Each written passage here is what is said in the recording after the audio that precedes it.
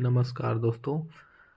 आप इस वीडियो में जिनको देख रहे हैं वो हैं मिस्टर सिद्धार्थ सिंह, जो कि वेस्टेज मार्केटिंग प्राइवेट लिमिटेड में ब्रांड एम्बेसडर हैं। इनकी एक महीने की अर्निंग जो है वो 1 करोड़ के ऊपर है, जो कि एशिया के टॉप 1 अर्नर हैं। और वो क्या कहते हैं बिजनेस के बारे में, आइए उन्हीं के मुंह से सुनते हैं और जानते हैं कि लाइफ में बड़ा पैसा कैसे कमाया जा सकता है। Think, feel and see is reflected into the universal mind, and by the natural law of reciprocal action it must return to you in either spiritual or physical form। मतलब जिस भी तस्वीर को आप देखोगे, सोचोगे, महसूस करोगे, वो रिफ्लेक्ट होती है यूनिवर्सल माइंड में। आप इसको ऐसे समझिए जैसे आपके मोबाइल फोन में एक सिम कार्ड है आपके सर्विस प्रोवाइडर का, करेक्ट है। अब आपका जो सपोज आपका सर्विस प्रोवाइडर का नाम है एयरटेल, तो आपका ये जो सिम है एयरटेल के सर्वर से कनेक्टेड है, राइट। तो जब भी आप कॉल करते हैं, डाटा यूज करते हैं, कुछ भी करते हैं, तो वो सर्वर के थ्रू आपको वो कनेक्ट करवाता है, राइट। तो ऐसे ही आप समझिए एक छोटी सी चिप आपके यहां लगी हुई है, which is your mind, conscious as well as subconscious mind. जिस भी तस्वीर को आप बार बार देखते हो, सोचते हो, महसूस करते हो, ये रिफ्लेक्ट होती है, ये जाति का है यूनिवर्सल माइंड यानी कि यूनिवर्स में। एंड नेचर का ये लॉ है, यहां से आप कुछ भेज रहे हो तो वापस आपको जरूर मिलेगा, चाहे वो फिजिकल फॉर्म में मिले या स्पिरिचुअल फॉर्म में मिले। तो जो भी चीज आपको चाहिए, आप ऑटोमेटिकली आपका माइंड क्या करता है, उसकी तस्वीर बनानी शुरू करता है, because the language of the brain is called picture, right. जैसे अगर मैं आपको बोलूं ओके बनाना, केला, एक इतना बड़ा बड़ा हेल्दी मोटा सा तगड़ा सा केला। नाउ केला gives you instant energy, banana gives you instant energy. आपने कई बार देखा होगा स्पोर्ट्समैन का बीच में ब्रेक होता है 30 सेकेंड्स का, तुरंत वो एक बनाना खाते बिकॉज वो इंस्टेंट एनर्जी आपको देता है। सो जैसे ही मैंने बोला बनाना, आप में से कितने लोगों के माइंड ने बनाना की तस्वीर बनाई? That is what your mind does, right. Okay, a juicy apple, red juicy apple, immediately your mind makes the picture of red juicy apple। मुझे याद है 2004 में स्विट्जरलैंड गए थे, दीपक जी भी थी, होटल का नाम भी मुझे याद है, शेरेटन होटल था। वहां पर लॉबी में हर एक फ्लोर पे लॉबी थी और वहां पर वो जी ग्रीन कलर के बड़े बड़े जूसी एप्पल थे। वो देखने में जरूर ग्रीन थे लेकिन थे बड़े जूसी और बड़े मजेदार और बड़े मीठे। वो अलग बात है कि हमारे ग्रुप के बाद जाने के बाद में 2 दिन के बाद में उन्होंने एप्पल ही रखने बंद कर दी, क्योंकि सभी लोग अपने बैग में भर लेते थे।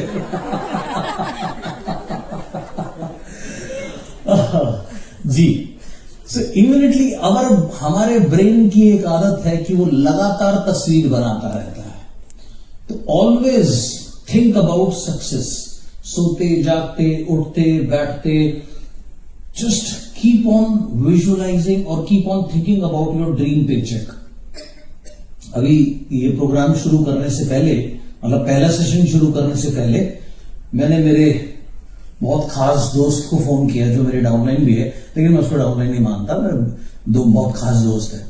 तो मैंने उसको फोन किया, मैंने कहा यार वो जो इतने बड़े वाले चेक होते हैं ना, वो 2 करोड़ रुपए का चेक बना दे, 2-3। बोले कब चाहिए? मैंने कहा जितनी जल्दी तू बना दे।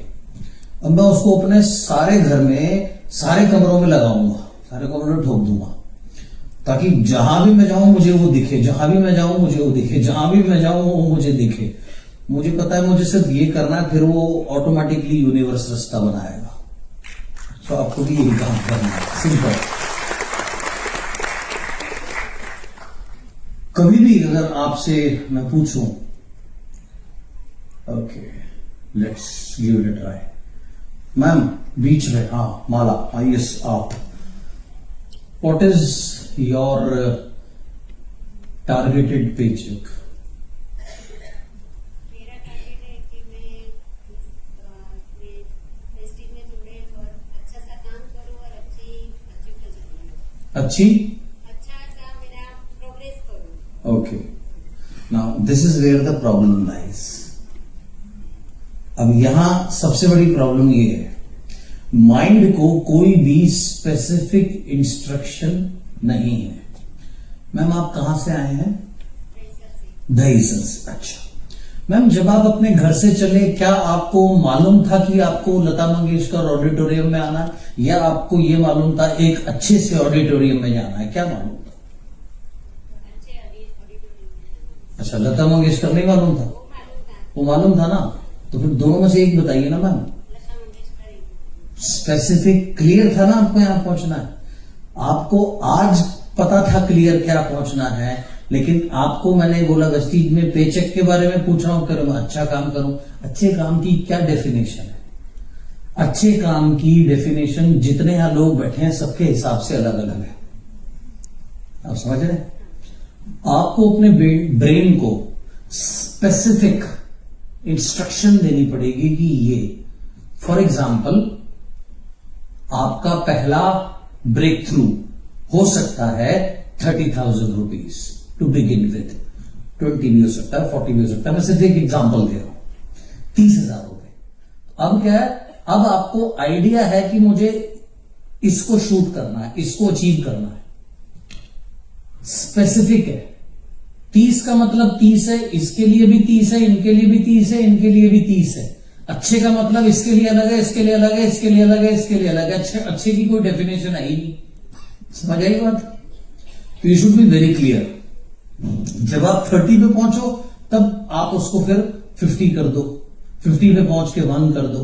सो you should always have a specific aim. आप किस चीज को चेज कर रहे हो? What is your goal in terms of money? Do everybody understand this? Yes. बैठिएगा। अब सेम सवाल मैं पूछता हूं। हम्म हम्म हम्म हम्म हम्म हाँ जी, आंसर। हाँ जी,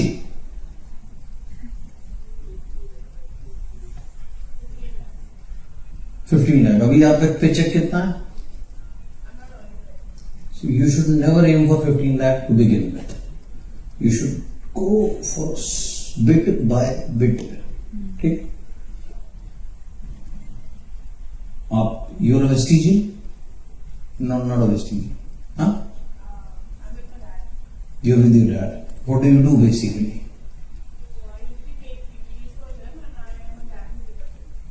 Okay. So, doesn't it give you money? Indirectly means?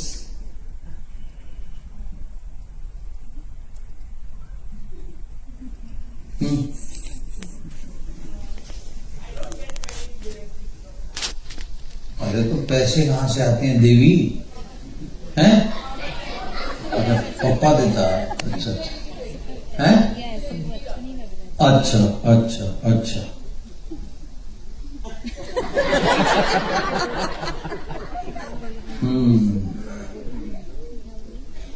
Janera. Okay. What do you want to do? You want to grow your network? Then what is the first step? Please enroll yourself is the first step. हाँ हाँ, सही बोला। बैठी देवी। Okay. White.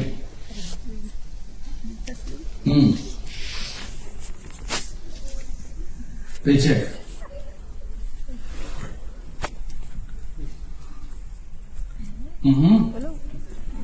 उससे क्या पूछ रही हो? मैं तुमसे तुम्हारा पेचेक पूछ रहा हूँ, तुम मुझसे पूछ रही हो?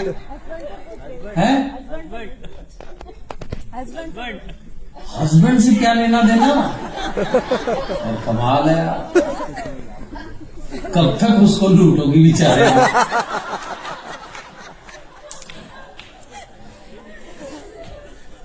कमाल करते हो यार पांडे जी है।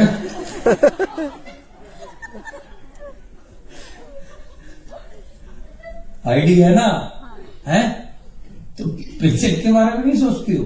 नहीं, अराउंड 1 लाख अराउंड तो कुछ होता ही नहीं, स्पेसिफिक। हाँ मंथली है 5 लाख। है। अभी कितना है? अभी 1 लाख के आगे। अभी 1 लाख है, बढ़िया। तो अगला टारगेट क्या है देवी? 2.5 से 3। अभी 5, अभी 2.5, अभी 3, कभी इधर देख, कभी इससे पूछ। आपको समझ आ रहा ये क्या गेम चल रहा है? आप देखो, unfortunately she is the third one जिसको ये क्लियरनेस को चाहिए। अच्छा आप एक काम करना, आप तीनों जो जिनसे मैंने पूछा था, आप एक होटल में जाना, वेटर आएगा मेन्यू लेके, क्या खाएंगे? आप बोलना कुछ अच्छा सा।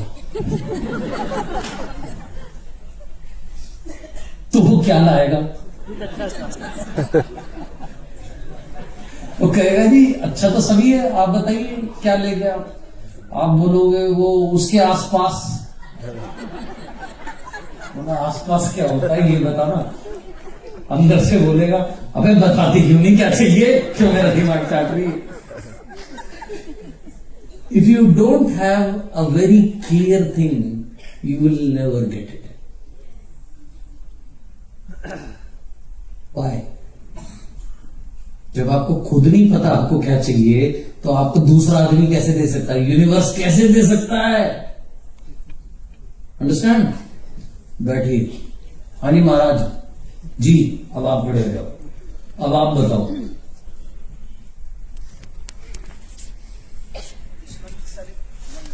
हैं? मैं इस महीने का नहीं पूछ रहा। अरे महाराज, मैं इस महीने का नहीं पूछ रहा। मैं कह रहा हूं अभी आप कौन से चेक के ऊपर फोकस कर रहे हो? अभी कितना है आपका पे चेक? 65 तक है, बहुत बढ़िया। तो आप 1 लाख के ऊपर आप फोकस कर रहे हो। ठीक, good. So you should be very very clear. और जहां आपसे कोई पूछे आपको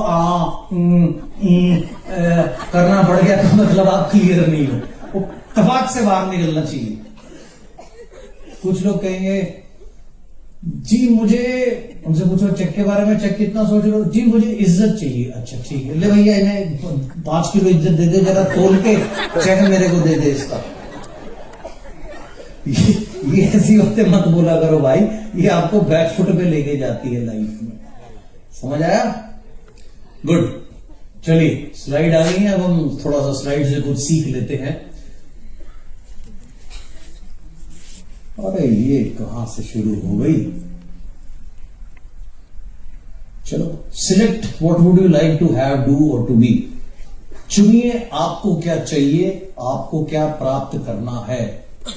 एंड इसमें सबसे पहले आता है, आज जो भी स्थिति है वो चेंज हो सकती है। आज आपको कुछ नहीं आता, आप सीख सकते हो, नो प्रॉब्लम, कोई इश्यू नहीं, right? It can be another way, it can be improved. 1998 में मैंने एक बात सीखी थी, the biggest room in this world is the room for improvement. इस दुनिया में सबसे बड़ा रूम जो है वो इंप्रूवमेंट का रूम है, यानी कोई चीज कितनी भी अच्छी क्यों ना हो, उसको हमेशा और बेहतर किया जा सकता है, right? So simply what I want you to know is, ये जो नीचे जो कोट दिया हुआ है इसके ऊपर मैं लेके चलूंगा, यही मैं आपको बता रहा था। Try to remember that the picture you think, feel and see is reflected into the universal mind, means universe और ब्रह्मांड। एंड नेचर का ये लॉ है रेसिप्रोकल एक्शन का, जो हमें सिखाता है Newton's law, for each and every action there is equal and opposite reaction. अगर आप बार बार 1 लाख रुपए का चेक विजुअलाइज करोगे, बार बार 1 लाख रुपए का चेक विजुअलाइज करोगे, जैसे इनके केस में, आपके केस में जो भी हो, just before going to sleep, पुरानी अपनी सक्सेस को पहले याद करके उसके साथ रिलेट करके, तो यहां से आप एक लगातार तस्वीर देख रहे हो एंड वापस वो आपको मिलेगी ही मिलेगी. That is what it says. And this must return to you in either spiritual or physical form. Man is a magnet. इंसान एक चुंबक के तरीके से है. Every line and dot and detail of his experiences come by his own attraction. इंसान एक चुंबक के तरीके से है और हर एक छोटे बड़े अच्छे बुरे खट्टे मीठे जो भी अनुभव हमें हमारी जिंदगी में होते हैं उसे हम खुद अट्रैक्ट करते हैं अपनी सोच के हिसाब से, अपनी थिंकिंग के हिसाब से. Because that is how the vibrations we send. Vibrations किस प्रकार से रोल प्ले करती हैं, छोटे छोटे एक आध एग्जाम्पल से समझा देता हूं. आपने देखा होगा कि एक बहुत प्रचलित स्वामी हुए हैं, उनका नाम था राम. तो स्वामी राम उनको कहा जाता था.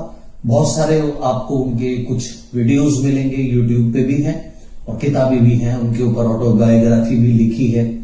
तो स्वामी राम ने लिखा कि वो नर्मदा नदी के किनारे तपस्या कर रहे थे. रोज सुबह जाते थे वहां तप करने, ध्यान करने. और उन्हें सबसे ज्यादा डर लगता था सांप से. बोला एक दिन जैसे ही मैंने तप करके अपना वो खोला, आंख खोली, मेरे सामने ऐसे किंग कोबरा था. और उस समय एकदम मैं बहुत घबरा गया. लेकिन वो इतना मंत्र मुग्ध था मेरी स्पिरिचुअल वाइब्रेशन से कि बिल्कुल जैसे शांत, और वो हिला भी नहीं और वो उठे और चले गए. और अक्सर मगरमच्छ आ जाया करते थे नदी किनारे जब वो तपस्या करते थे. बिकॉज उस समय उनके अंदर से ऐसी एनर्जी रेडिएट होती थी.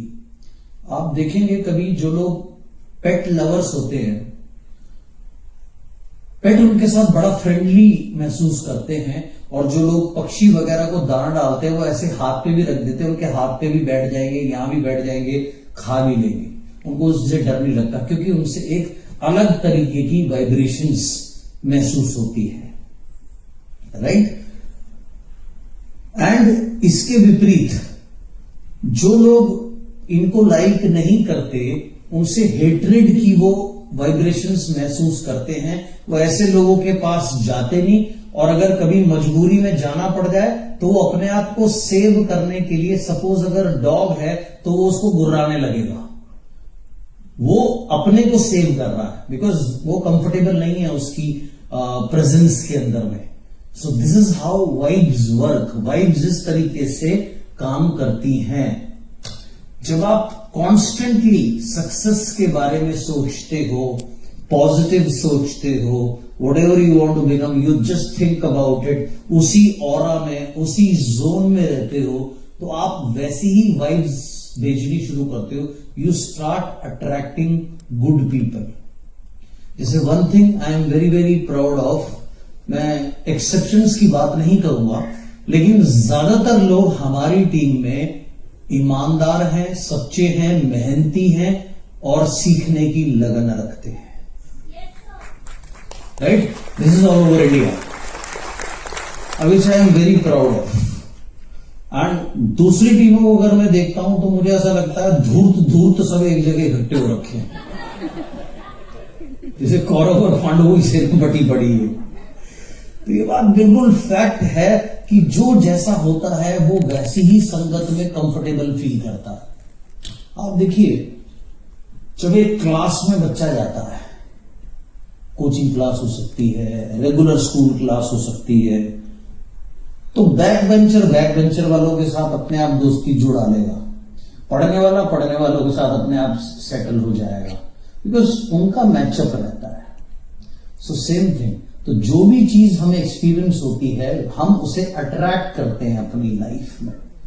अब अगर आप हर समय रोते रहोगे, नेगेटिविटी की बात करोगे, आप क्या अट्रैक्ट करोगे? आप कूड़ा अट्रैक्ट करोगे, आप गलत लोग अट्रैक्ट करोगे, आप नेगेटिव एनर्जी अट्रैक्ट करोगे.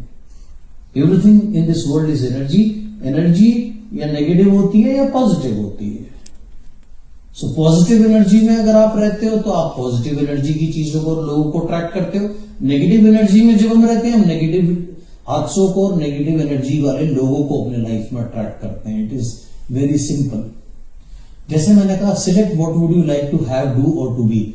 चुनो आपको सबसे पहले चाहिए क्या, साथ ये बहुत इंपॉर्टेंट है। If you realise you can have anything, अगर आपको ये एहसास हो आप कुछ भी प्राप्त कर सकते हैं, बी एनीथिंग, डू एनीथिंग, कुछ भी कर सकते हैं, then the question becomes what do you want, आपको चाहिए क्या।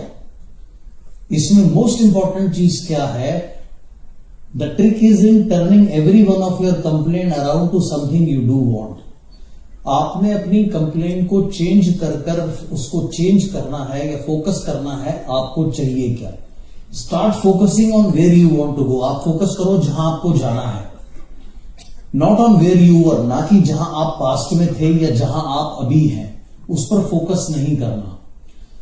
फॉर एग्जाम्पल, अगर किसी के सिर में दर्द हो रहा है, तो वो अगर बोले आई डोंट वांट दिस हेडेक, अब मैंने आपको क्या बताया, माइंड की पिक्चर क्या है, माइंड की जो लैंग्वेज है वो पिक्चर है।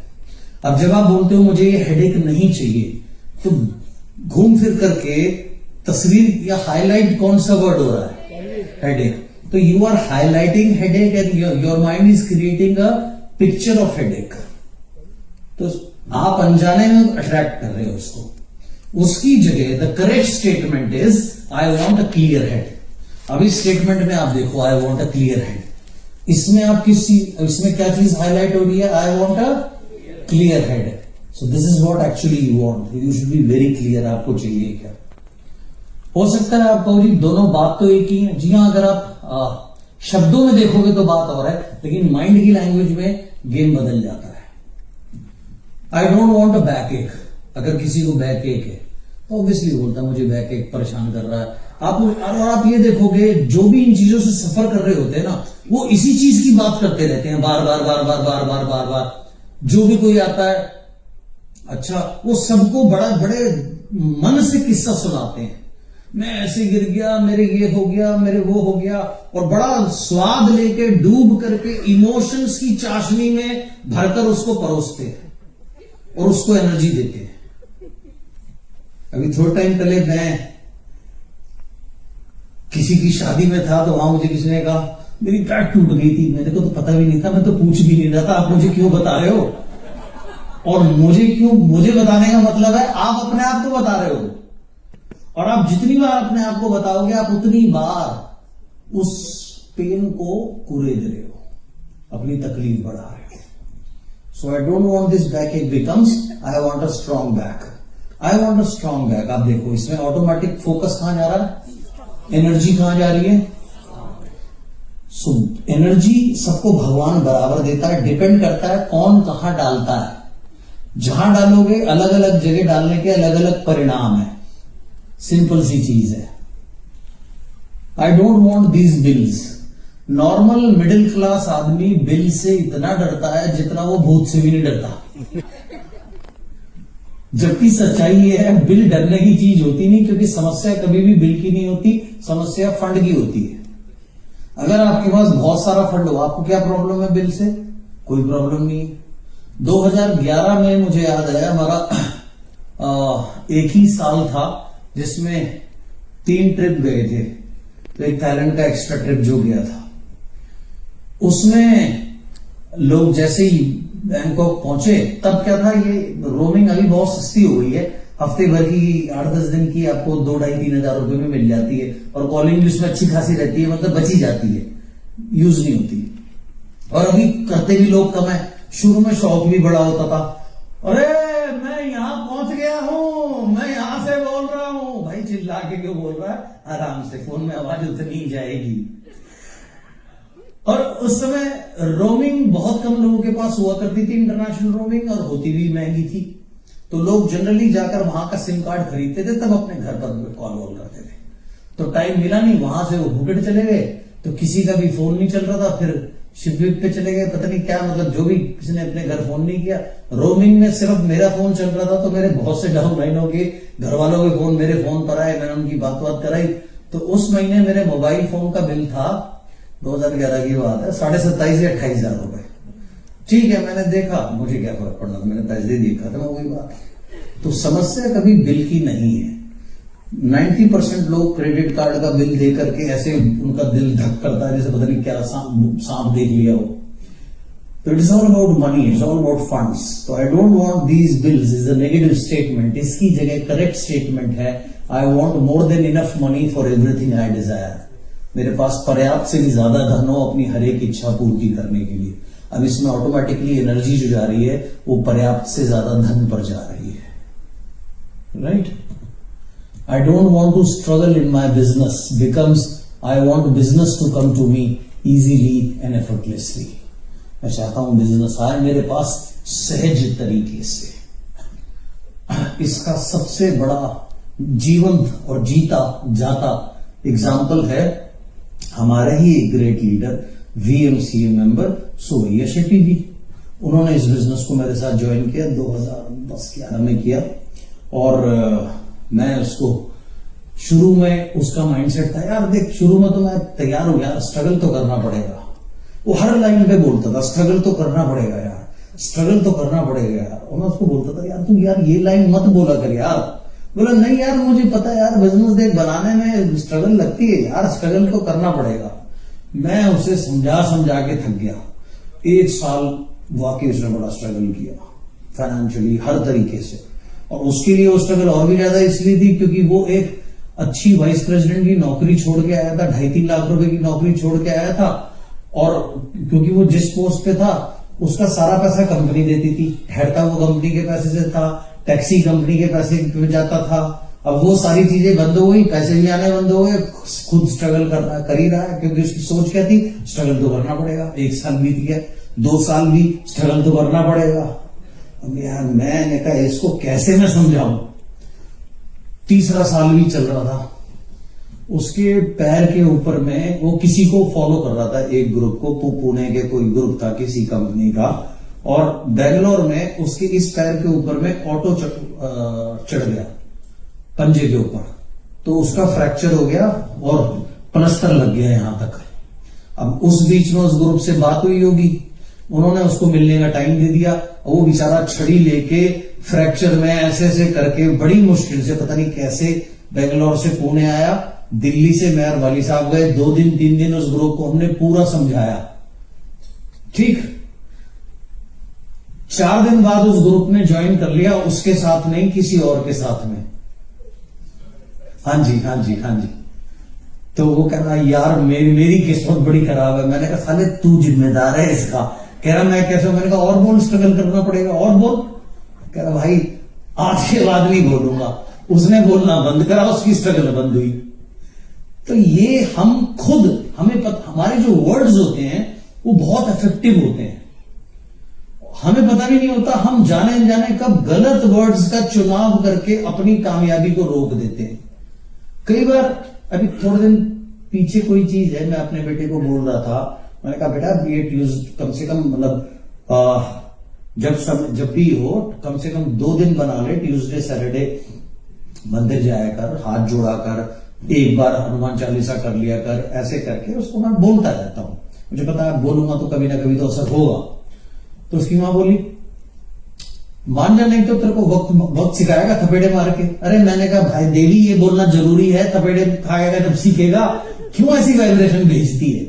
तो आप जो भी बोलो आपको बहुत सोच समझ के बोलना चाहिए, because your words carry energy. And जैसी एनर्जी दोगे वैसा परिणाम मिलेगा. बहुत सिंपल सी चीज है.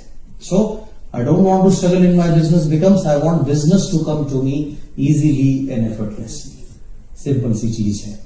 Why write all these? Refocusing on what you do or want will take you in the direction of what you want.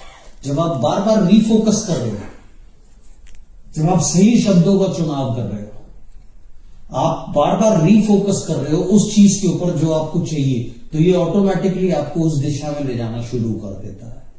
तो अपने वर्ड्स को जरूर फॉलो करो, है ना. कई बार जैसे हम आपस में घर में कैसे वर्ड यूज करते हैं, नहीं मानना ना तुझे भगवान नहीं बताएंगे, तुझे वही देखेंगे. तो ये वर्ड्स हमें कभी भी यूज नहीं करने चाहिए घर में आपस में एक दूसरे के लिए, because they are carrying the negative things. You see we seem to create our lives out of our perceptions. आप देखिए हम अपने जीवन का निर्माण करते हैं उम्मीदों के साथ. If we focus on lack we get more lack. यानी लैक का मतलब होता है कमी। अगर आप कमी के ऊपर फोकस करोगे, आप कमी को ऊर्जा दे रहे हो, कमी को एनर्जाइज कर रहे हो, कमी को मल्टीप्लाई कर रहे हो, तो आपको और ज्यादा कमी मिलेगी। If we focus on riches we get more riches. अगर हम रिचेस के ऊपर फोकस करते हैं, सक्सेस के ऊपर फोकस करते हैं, सक्सेस के बारे में बात करते हैं, सक्सेस के बारे में सोचते हैं, सक्सेस के बारे में पढ़ते हैं, उसी के ऊपर ध्यान देते हैं, तो हमें और सक्सेस मिलती है। We get more riches. Our perception becomes a magnet. हमारी उम्मीदें मैग्नेट के रूप में काम करती है, जो हमें उस दिशा में लेके जाती है जहां हम जाना चाहते हैं। सो बहुत इंपॉर्टेंट है अपने शब्दों का सही चुनाव करना। It's easy to come up with objections. आसान है ऑब्जेक्शंस का आना। The trick is to dissolve those objections until you are clear inside. Objection कहां से आते हैं? हमारे अंदर से ही आते हैं। एक पल को विचार आता है कि मैं ये 5 लाख का चेक लूंगी या लूंगा। दूसरे मन से कैसे लेगा, अभी तो 4 साल हो गए, चेक तो तेरा बढ़ नहीं रहा, तरक्की तो हो नहीं रही, ये नहीं हो रहा, वो नहीं हो रहा। ये हमारे अंदर का स्मॉल मी उठ गया। स्मॉल मी और बिग मी दोनों हमारे अंदर रहते हैं। दोनों में से जीतेगा कौन? जिसको आप बैकअप करोगे। ये दोनों की पावर सेम है। आप जिसके साथ हो जाओगे, अब रेशियो बन जाएगा 2:1 का। अगर आप बिग मी के साथ हो गए, स्मॉल मी अकेला पड़ जाएगा, वो कमजोर हो जाएगा। आपको हमेशा यही करना चाहिए। और अगर कभी भी आप स्मॉल मी के साथ होगे, वो मजबूत हो जाएगा, आपका बिग मी कमजोर पड़ जाएगा, वो हार जाएगा। So you always have to back yourself in your big me. आपको उसको बकअप करना है। तो ये ऑब्जेक्शंस का आना, डाउट का आना स्वाभाविक है। It is like fear. ऐसा कोई इंसान नहीं होता जिसके अंदर फियर ना हो। और फियर को कम करने का एक ही तरीका होता है, फियर को जो काउंटर करता है, दैट इज फेथ, विश्वास। ठीक है?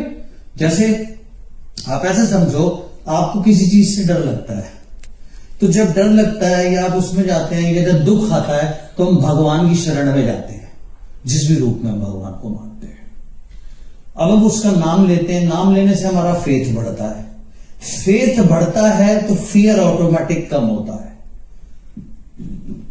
फियर कम होगा, फेथ ऑटोमेटिक बढ़ेगा। फेथ घटने का मतलब है फियर बढ़ने लगा। ये सिंपल गेम है, पहले यहां तक समझ लीजिए। फेथ की जरूरत हमें कब पड़ती है? जहां फियर होता है। अगर फेथ है तो फियर भी कहीं ना कहीं एग्जिस्ट करता है। You understand that? तो जहां डर हमें सताता है, चिंता हमें सताती है, या कोई दुख या कोई तकलीफ या कोई चैलेंज, तो देयर वी गो, भगवान की शरण में आदमी जाता है, अपने को सरेंडर करता है, फेथ बढ़ता है, शक्ति मिलती है आगे बढ़ने की। ठीक है? इंसान आगे बढ़ता है। गुड। क्या इतना छोटा सा गेम समझ में आया आपको? फियर एंड फेथ समझ में आया? अब इससे भी ऊपर एक बड़ी चीज है। फेथ से ऊपर भी एक बड़ी चीज है, that is love. Love, let me explain.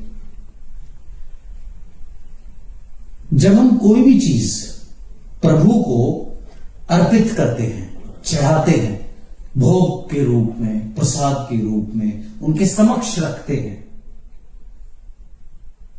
वो साफ सुथरी और प्योर होनी चाहिए और संपूर्ण होनी चाहिए। ये डेफिनेशन है ना? है ना? ओके। माता शबरी ने प्रभु श्री राम को क्या खिलाया? क्या? मैं आपसे सवाल पूछता हूं, कौन से बेर? आप सबने बोला झूठे बेर। मैं आपकी बात से एग्री नहीं करता। मीठे बेर खिलाए थे। उस बेचारी बुढ़िया मां के पास ना कोई यंत्र नहीं था जो वो बेर को देख के बता देती ये मीठे हैं या ये खट्टे हैं। तो वो टेस्ट नहीं कर रही थी। उसके भाव ये थे कि मेरे प्रभु को एक भी फल खट्टा ना मिले, मीठा मिले। तो झूठे हो गए। प्रभु ने वो तो खा गए, लक्ष्मण जी ने फेंक दिए। बाद में वही संजीवनी बूटी के रूप में जब अंदर गए, तब जाके जान बची भैया। आप समझ रहे हो लव क्या चीज है? एक कृष्ण जी के भक्त हुए गोविंद जी। तो गोविंद ने कृष्ण जी को मानना शुरू किया और बोला मैं 12 साल तक तुम्हें रोज माला पहनाऊंगा, अपने हाथों से भोजन खिलाऊंगा, लेकिन 12 साल के बाद शर्त यह है कि 13वें साल तुम्हें खुद आना पड़ेगा मेरे पास माला पहनने के लिए और भोजन करने के लिए। और 12 साल में एक दिन भी दिन अगर मैं चूक जाऊं तो मत आना, तो मेरी प्रतिज्ञा अधूरी। अब वो गोविंद जी ने रोज कृष्ण जी के पास जाना, माला सुबह स्नान करते ही पहले माला प्रभु को पहनानी, प्रभु को भोग लगाना, तब फिर अपना भोजन करना। ये अपनी दिनचर्या बना ली। भाई एक दिन, 6 महीने, 1 साल, 2 साल, 3 साल, 4 साल, 5 साल, 6 साल, 7 साल, 8 साल, 9 साल, कमिटमेंट पूरी पक्की गोविंद जी की। 12 साल पूरे। 13वें साल अब वो जैसे ही 12 साल कंप्लीट हुए, 13वें साल का पहला दिन चढ़ा, वो बहुत एक्साइटेड, आज तो प्रभु खुद आएंगे। वो गए ही नहीं, प्रभु आए नहीं सुबह।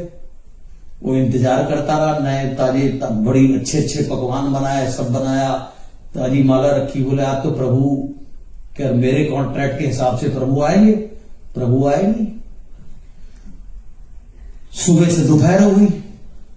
अब वो बहुत डिस्टर्ब हुआ, उसने कहा ये सब बेकार है, कोई गाना वाना नहीं है, कोई कृष्ण नहीं है, सब बेकार की झूठी कहानियां, ये वो है, इस तरीके के विचार मन में आने लगे। तभी देखा एक छोटा बच्चा, उसके हाथ गोबर में सने हुए, गायें चरा रहा था और पूरा गंदा, और बोला उसके दर पे आके रोने लगा। बोले क्या हुआ, क्यों रो रहा है? बहुत भूख लगी, सुबह से कुछ खाया नहीं, आज किसी ने कुछ नहीं खिलाया। तो बोला ले खा ले। देखो मेरे हाथ सने हुए हैं, बाबा अपने हाथ से खिला दो। तो उसे कहा ये अजीब लोग हैं, इन्हें खाना भी दो, खिलाओ भी सही। अब वो कोसते कोसते उसे खिलाने लग गया, खुद भी खाने लगा। बोला अलग खाना वाना ने तो बेवकूफ बना ही दिया, मैं क्यों भूखा मरूं, मैं तो खा लूं।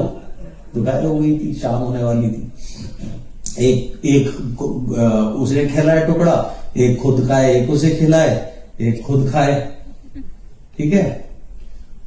उसके बाद में जब खाना खा लिया, हाथ वाथ धोए, तो वो छोटा बच्चा क्या बोलता है, गोविंद आज माला नहीं पहनाओगे?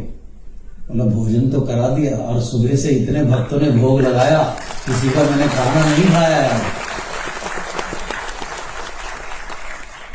That is love. If you are truly in love, Meera ji को मारने के लिए उनके घर वालों ने जो उन्हें विष दिया, उसकी कहानी आपको पता है। वैद्य से कहा ऐसा विष बना कि ये तुरंत मर जाए जीभ पे रखते ही।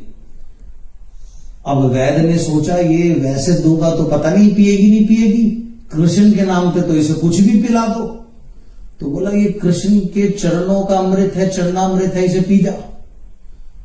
राधा रानी ने, मीरा रानी ने उसको वैसे ही नमस्कार किया, ध्यान करा कृष्ण जी का, और उनका नाम लेके पी गई। पूरी रात नाचती रही। उसके जिसने वो तैयार करवाया था राणा, वो पागल कह रहे ये मरी क्यों नहीं, उसको बुलाया, जरा तूने इसको सच में जहर दिया है? बोला हाँ महाराज, ऐसा जहर दिया है कि इतना तो 100 ब्लैक कोबरा में भी इतना जहर नहीं है।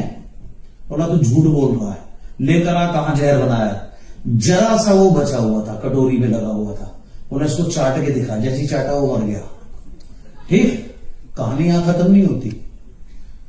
ये बात मीरा जी को पता लगती है। मीरा जी कृष्णा को आवाज मारती है, बोले अगर मैंने एक भी पल सच्चाई से आपसे प्रेम किया ना, आप इसे जीवित करोगे। वो जीवित होता हुआ। ये this is love which is beyond faith and beyond everything. So fear and faith की लड़ाई पहला स्टेज है। इसके ऊपर की कहानी लव की। आप वहां पहुंच गए तो वहां तो फिर दैट्स अनदर वर्ल्ड। विरले ही लोग वहां पहुंचते हैं, बट पहुंचते हैं जिनकी डेडिकेशन इतनी ज्यादा होती है। सो यू सी, अगर आपको ट्रूली जितना प्यार मैं यहां पर बता रहा हूं, उतना प्यार आप अपनी सक्सेस से करने लगो, वो तो आपका पेचेक तो आपके पीछे पीछे पीछे पीछे पीछे सक्सेस पीछे पीछे पीछे आपके आनी ही है। आपको उसके पीछे नहीं जाना है, आपको सिर्फ अपना काम करना है। you will get everything whatever you want to have. That is what it says, right? तो जब आप क्लियर होंगे, अचीव करना उसको जो आप चाहते हो वो इजी हो जाएगा. Beliefs are how we create our reality. हमारे जो बिलीव्स हैं इसी से हमारी रियलिटी बेसिकली क्रिएट होती है. It's all about the belief system. अब वो विश मेरा के ऊपर काम क्यों नहीं किया? क्योंकि उसका बिलीफ क्या था कि ये कृष्ण का चरणामृत है भाई, ये तो मतलब दुनिया का सबसे बड़ा अमृत है, इसलिए असर किया ही नहीं किया. सारा गेम बिलीफ सिस्टम का है. मैं आपको एक प्रैक्टिकल अपनी बात बताता हूं. सालों पहले मेरे ग्रुप में एक डॉक्टर थी, प्रोफेशनल डॉक्टर जो प्रैक्टिस करती थी. उसका हस्बैंड भी डॉक्टर था, वो मिलिट्री में डॉक्टर था. और जो मतलब मेरा दोस्त है और डाउनलाइन भी है और बहुत अच्छे लीडर है, डबल क्राउन डायरेक्टर लोकेश सेठी जी. तो उसकी आंख में कंजक्टिवाइटिस हो गया. कंजक्टिवाइटिस समझते हैं आप लोग, है ना, जिसको आंख आना हिंदी में बोल देते हैं कि हाँ रेड इन्फेक्शन हो जाता है. और उसके बारे में कहते हैं कि वो वायरस होता है जो फैल जाता है. मतलब आप उसके साथ रहोगे, आई टू आई कांटेक्ट रखोगे तो आपको भी पकड़ लेता है. तो अब वो डॉक्टर ने देखा, जैसे ही उसको वर्क उसने काला चश्मा हालांकि लगाया हुआ था, तो वो बोली लोगे कि मेरे से दूर रहना, मेरे पास मत आना, अब मेरे को भी हो जाएगा. क्योंकि वो तो डॉक्टर थी, उसको तो पता ही था कि ऐसे हो जाता है. तो वो भी मजाक कर रहा था. बोला मैडम मैं आपके पास आऊं. वो एक कदम ऐसे करता था, वो 4 कदम पीछे भाग जाती थी. थोड़ी देर बाद मैं ऑफिस गया तो मैं उसके पास जाने लगा. बोला भाई मेरे से दूर रहो, मेरे आंखों में इन्फेक्शन है, आपको भी हो जाएगा. मैंने कहा है सब बकवास है, कुछ नहीं होगा मेरे को, बल्कि मेरी पावर तेरे से ज्यादा है, शायद तू ठीक हो जाए, लेकिन मुझे कुछ नहीं होगा, ये बात की गारंटी है. मैं पूरे दिन उसके साथ रहा, मैंने उसके साथ खाया, सब कुछ करा, नॉर्मल डे बिताया जैसे मैं नॉर्मल बिताता हूं. और मेरे दिमाग में आया ही नहीं कि मुझे भी हो सकता है. कोई बात नहीं. उसके बाद शाम को वो अपने घर चला गया, अपने घर चला गया, मैडम अपने घर चली गई. 2 दिन बाद हमारा एक बड़ा इवेंट था, जैसे ये हॉल है, ऐसे बड़े हॉल में एक इवेंट था. तो थोड़ा सा मैं जल्दी पहुंच गया, हॉल खुला नहीं था, मैं भी बाहर खड़ा हुआ था, वेट कर रहे थे हॉल खुले तो हम लोग हमारी अंदर एंट्री हो. थोड़ी देर में देखा मैंने वो डॉक्टर मैडम आ रही थी दूर से काला चश्मा लगा के, ना उसको इन्फेक्शन हो गया, जबकि वो उसके पास ही नहीं आई. अब वो पूरे दिन उसे ही अट्रैक्ट करती रही कि मेरे पास मत आइयो, मुझे हो जाएगा, मुझे हो जाएगा, मुझे हो जाएगा, मुझे हो जाएगा. वो वाकई में उसको हो गया और मैं तो पूरा दिन उसके साथ रहा, मुझे तो कुछ भी नहीं हुआ यार.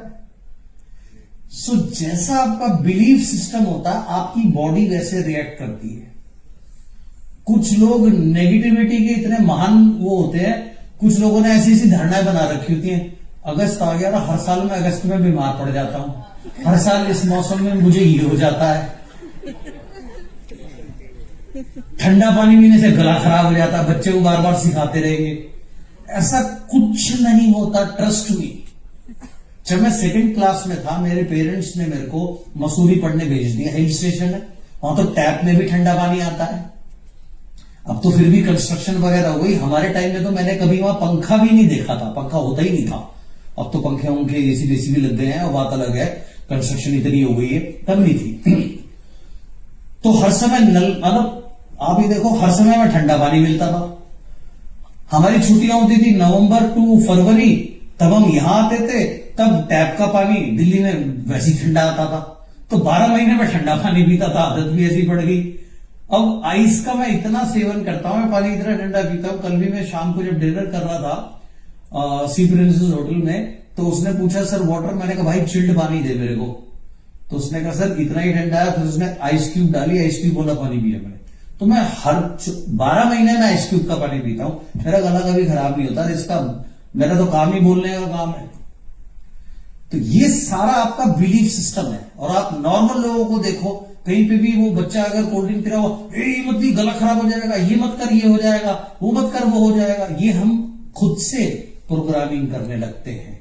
और गला वाला खराब तो कभी ना कभी वैसे भी हो जाता. तो जब अगर आप उसको उससे रिलेट कर दोगे तो आपने उसके माइंड में ये फीड कर दिया, ये इस वजह से हुआ है. जबकि आपके माइंड में इतनी पावर है कि हर चीज को आपका माइंड ही ठीक कर सकता है. ट्रस्ट में आपके माइंड में इतनी पावर है। इम्यूनिटी क्या है? What is immunity? इम्यूनिटी है आपकी रोगों से लड़ने की जो ताकत है, दैट इज इम्यूनिटी।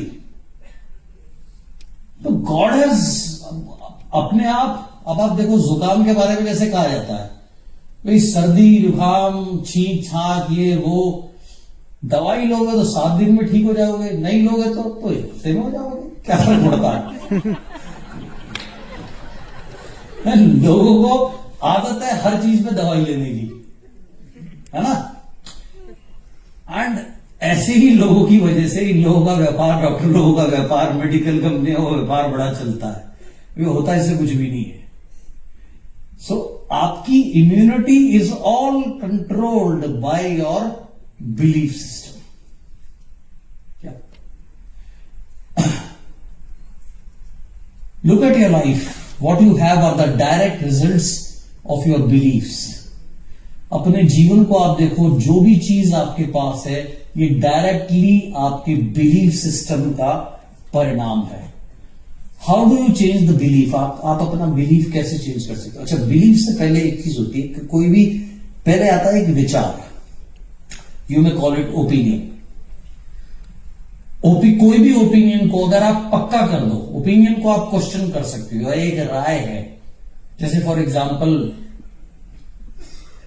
कि कोई एक्स पर्सन बहुत अच्छा है, ईमानदार है, अब कल को उसके 10 केस पकड़े जाएं, 4 केस पकड़े जाएं, तो वो राय चेंज हो जाएगी।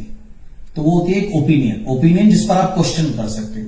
लेकिन एक ओपिनियन जब बिल्कुल सॉलिडिफाई हो जाता है, जिसको आप क्वेश्चन भी नहीं कर सकते, that becomes your belief system and your life is guided by your belief system.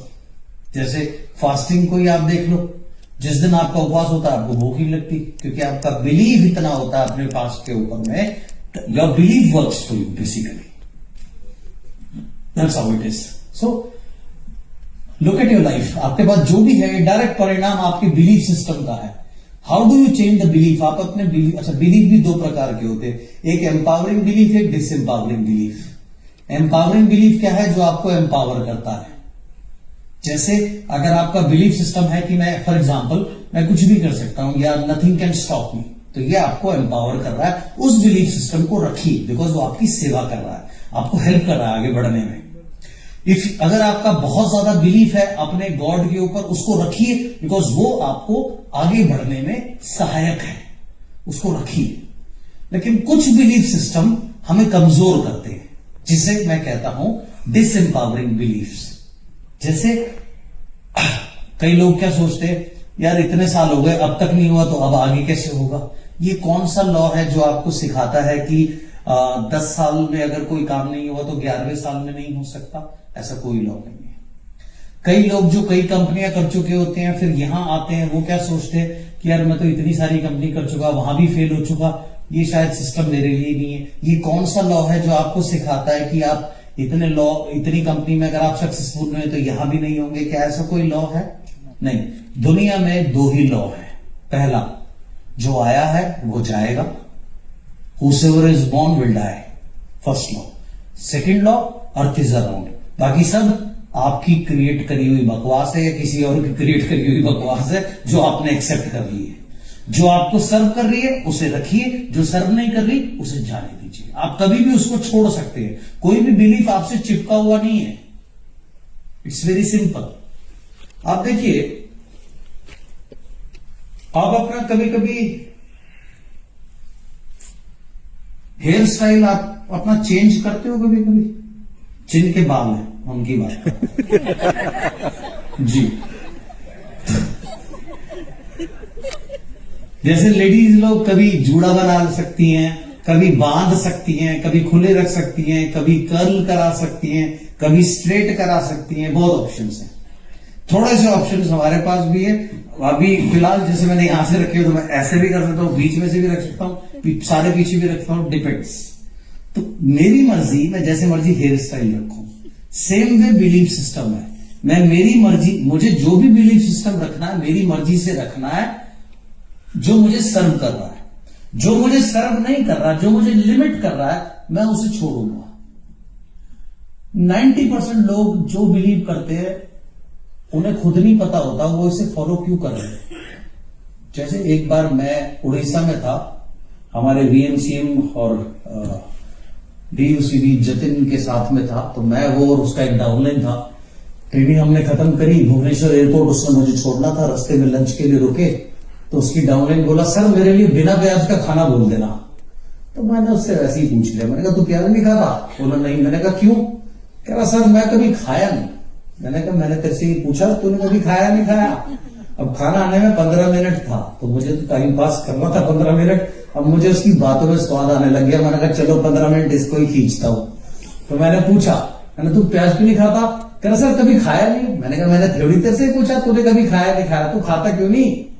Sir मेरे घर में कोई नहीं खाता है। अबे मैंने कहा तू अजीब आदमी है, मैं तेरे से पूछ रहा हूं तू क्यों नहीं खाता? तू कह रहा है मैंने कभी नहीं खाया, मेरे घर में किसी ने नहीं खाया। मेरा कोई इंटरेस्ट नहीं तेरे घर में किसने खाया नहीं खाया, तू क्यों नहीं खाता ये बता। सर मेरे गांव में भी कोई नहीं खाता है। अरे मैंने कहा यार तू अजीब पागल आदमी है, मैं क्या पूछता हूं तू क्या बताता है? तेरे गांव में कोई खाता नहीं खाता, मेरे को क्या लेना, तू क्यों नहीं खाता ये बता। बोला सर महाराज जितना हमारा कम्युनिटी में ना बहुत सारा गांव है, 24 गांव है सर, कोई भी नहीं खाता। अरे यार मैंने कहा तू मैं क्या पूछ रहा हूं तो क्या जवाब दे रहा है। अच्छा बेसिकली अगर वो मुझे एक लाइन में बोल देता कि ये तामसिक उसमें आता है जी, हम सात्विक भोजन करते हैं, तो बात वहीं खत्म हो जाती। अब वो जो फॉलो कर रहा है उसे खुद नहीं पता वो क्यों कर रहा है, तो मैं भी उसके मजे लेने लग गया, उसको खींचने लग गया। तो 90% लोग ऐसे हैं, उन्हें खुद नहीं पता जो वो कर रहे हैं क्यों कर रहे हैं, बस कर रहे हैं। और आधी से ज्यादा चीज हम डर की वजह से करते हैं। आपके पास भी कई मैसेज आ जाते होंगे, ये मैसेज है इसको 10 लोगों को फॉरवर्ड कर दो, अच्छी खबर आएगी, और अगर आपने इसको आगे नहीं किया तो कुछ गलत हो जाएगा। मेरे साथ बात जब भी ऐसे में जाते हैं मैं सबसे पहले उसको डिलीट करता हूं। मैंने कहा आप बुरी खबर मैं देखता हूं तेरे को, हट नॉनसेंस। 90% लोग भक्ति भी डर की वजह से करते हैं। तो यार वो डर कैसा? अब आप एक बार बताओ, अगर आपके बच्चे को आपसे मिलने आना हो तो क्या वो नाक रगड़ता हुआ आएगा आपसे मिलने? आप चाहोगे? नॉर्मल बात कर, नाक रगड़ने की क्या जरूरत है? इज्जत रख, दिल में रख, है कि नहीं? सो इसी तरीके से we are the child of the God. हमें ये सब करने की जरूरत नहीं है। आप सिर्फ मेन चीज के ऊपर फोकस करो, बाकी आपको फालतू चीजों में फंसने की कोई भी जरूरत है नहीं। और जहां प्रेम होगा ना प्रभु के प्रति, वहां ऑटोमेटिकली विश्वास होगा, because the base of love is trust. Entire universe can be accommodated in 4 words. First, gratitude. आप सुबह उठते ही बी ग्रेटफुल, कैसी भी स्थिति में क्यों ना हो, स्थिति यार उससे भी खराब हो सकती थी ना, so be grateful first. Second, right, have love towards जिसको भी मानो, हैव बेशुमार ट्रस्ट उसके ऊपर करो। ट्रस्ट आप उसी के ऊपर कर सकते हो जिसको आप लव करते हो। आप एक छोटे से बच्चे को ऊपर फेंकते हो खेल में, ऐसे फेंक के पकड़ते हैं, आप देखो जितनी हम ऊंचा बच्चे को फेंकते हैं ना उतना तेज वो हंसता है, उतना उसको मजा आता है। वो कभी ऊपर जाते हुए ये नहीं सोचता साले फेंक तो आप पकड़ लियो नहीं तो टूट जाएगी, क्योंकि उसे इतना ट्रस्ट होता है आपके ऊपर, है ना। तो second word is trust. Trust and love come hand by hand. और जहां ये दो चीज होगी वहां इनका एक पिताजी आ जाएगा, विच इज कॉल्ड सरेंडर। वहां आप सरेंडर हो जाओगे। अब जहां आप सरेंडर हो जाते हो उसके बाद दुनिया बदल जाती है इंसान की, क्योंकि फिर उसकी चिंता उसकी नहीं रहती, फिर तो प्रभु की चिंता। अब तू देख भैया, अब वो ऐसे है, उसने आपको फेंक दिया, आप हंस रहे हो, पकड़ेगा वो क्योंकि फेंका उसने। This is the true thing. ये 4 शब्दों में सारे लाइफ का गेम है, इन्हीं 4 शब्दों के इर्द गिर्द है। ना इसके बाहर कुछ है, ना इससे ज्यादा कुछ है, ना इससे कम कुछ है। कहीं भी देख लेना, इस चीज को आज विचार करना, ये जो 4 शब्द आज मैंने आपको बताया। कमाल की चीज, आप लाइफ में कितनी भी खराब स्थिति में क्यों ना हो, लाखों करोड़ों लोग आपसे भी खराब स्थिति में होंगे। एक बार मैं बहुत डिसअपॉइंट हुआ किसी चीज को लेकर के, और बहुत डिसअपॉइंट था, बाहर खड़ा हुआ था, चेन्नई की बात है। मैंने देखा मंदिर में भंडारा चल रहा था और बचा हुआ खाना उन्होंने नाली में फेंक दिया। कुछ छोटे छोटे बच्चे कपड़ा लगा करके पानी निकाल के जो खाना बचा हुआ था उसको कलेक्ट करके खा रहे थे। गॉड, बड़ा ड्रेडफुल सीन था, लेकिन उस सीन ने मुझे एहसास करा दिया। मैंने अपने आप से एक सवाल पूछा ना, व्हाट नेक्स्ट, क्या तेरी तकलीफ इससे भी बड़ी है? मैंने कहा नहीं भाई नहीं, मैं तो बहुत सही हूं। मेरा शिफ्ट हो गया सारा सिस्टम उसी समय। तो आप कितनी भी खराब स्थिति में क्यों ना हो, आप ध्यान रखना लाखों लोग आपसे खराब स्थिति में हैं मेरे भाई। और आप जितने मर्जी बड़े बन जाना, जितने मर्जी बड़े बन जाना, लाखों लोग आपसे ऊपर की स्थिति में भी होंगे। मुझे ध्यान रखना।